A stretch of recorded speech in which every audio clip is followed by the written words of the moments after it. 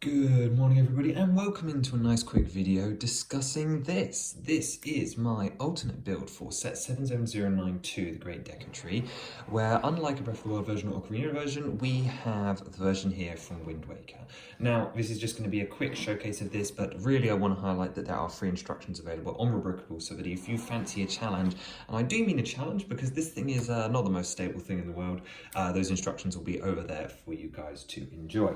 So this only uses parts found in set 77092 and tries to recreate as best as possible the super cartoony version of the Great Deku Tree as seen in the Wind Waker. Now we'll see this version of the tree technically, if you look at the lore, already appears in the set in the form of the Deku Sprout, as it's that one grown up that turns into this one. And unfortunately, because this is an alternate build, it has unfortunately led to a lot of compromises, such as the plain back that is here just for structural support. But I do stand by that this is a nice way to mix it up if you're fancying redisplaying and just acts as a nice temporary alternative. And it's cool to know that we can do this. You can see obviously that it's using all these pieces that we've seen before, and I really tried my best to get the head to stick out from the body and give us that chin that he's known for. And he's definitely been a little bit chibified and some of the details have been compromises, but hey, this is an alt build, not a mock, so that's what you guys get. So yeah, we've got everything here. We've got a mouth, doesn't move, but you can see he's even got his lips sticking out here. You can see it's stable enough for me to move around, although fair warning, the actual construction process itself is very fiddly and there's parts that definitely are squished.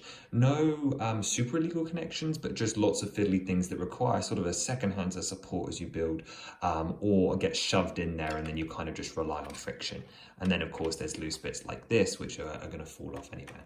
And of course, from certain angles, it looks rough, but where I'm really sold on this, and hopefully there's an image on the screen, is from a distance. I really think this looks like it from a distance. So, taking a look down the bottom, obviously you'll notice I've got the official Koroks from the set, including 2 extra ones. Those aren't built with parts in the sets. Those are just from my own collection. So obviously we get the extra tiles, the extra face tiles in the set. We've got a little bit of foliage and then some roots coming around. You can see that there's a slight chamfer inwards, specifically down here. And overall this model only uses about 700 parts. We've got the facial expressions, we've already talked about the mouth, but we've got the big bulbous nose. Again, the best I can do with the parts here. Yes, I realise you can do more if you do it another way, and I've had plenty of people tell me when I've been showing off this model already, they wouldn't do it this way. But hey, that's why this makes it my model, and I encourage you to take a look at the instructions either way, and if you can come up with something better, do it. You know, that's all this is, inspiration. I just wanted to prove that it could be done, and I think I've done that here. Obviously, the other big compromise we've made here is on the height of the tree. I reckon, given how many parts are left over, you could probably get this to be a little bit taller, but to be honest, I was ready to be done with this project. It was a big challenge. I started in the LEGO community, at least as an older teen adult, doing alternate builds. This is way before the CSS, so this is something I've not gotten zero skill at, but I won't claim to be the best at or anything. And yeah, no, this was more challenging than most. But that being said, I enjoyed it as a process. I just also wanted to move on. But yeah, it could be obviously a lot taller. Obviously, the tree in game is a lot taller and arguably a different color.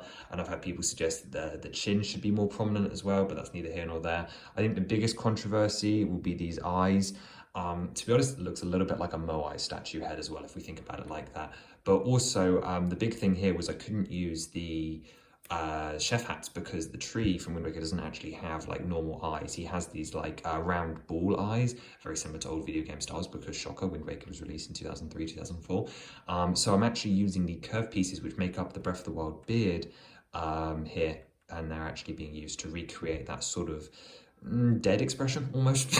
There's no better way to put it really. And then of course we've got the prominent jaw, the nose which has a little bit of articulation to it. And then the head curves back in. You'll remember that that actually does sit out in front of the tree, which is quite impressive on its own. Not quite as prominent as it should be, but a nice approximation. And then as we go up, one of my favourite aspects is the new branches. So actually, let me put him down. Firstly, I want to show you that angle. You can see how much that chamfers in, and this is already detached. See what I mean about some loose wiggly bits? But to be fair, he's moving around all right. Like, he's not super fragile. He's just very much a desk piece. Let me fix this.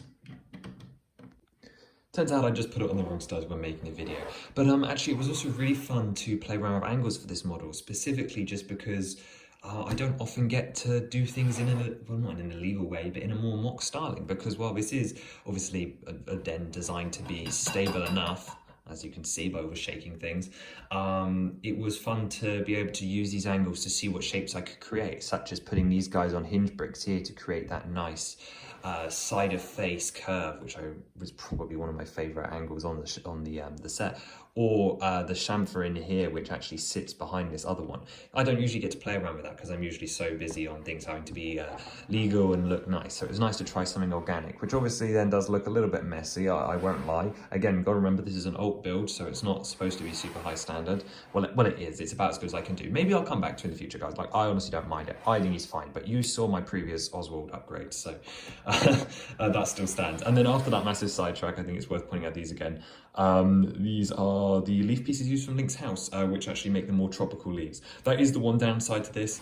I mean, I don't think I've used many of the pieces, but unfortunately you cannot keep the pedestal in Link's house built when you do this version. So it is almost like, hey, you want to rebuild the whole set, why don't you try this for a week in between?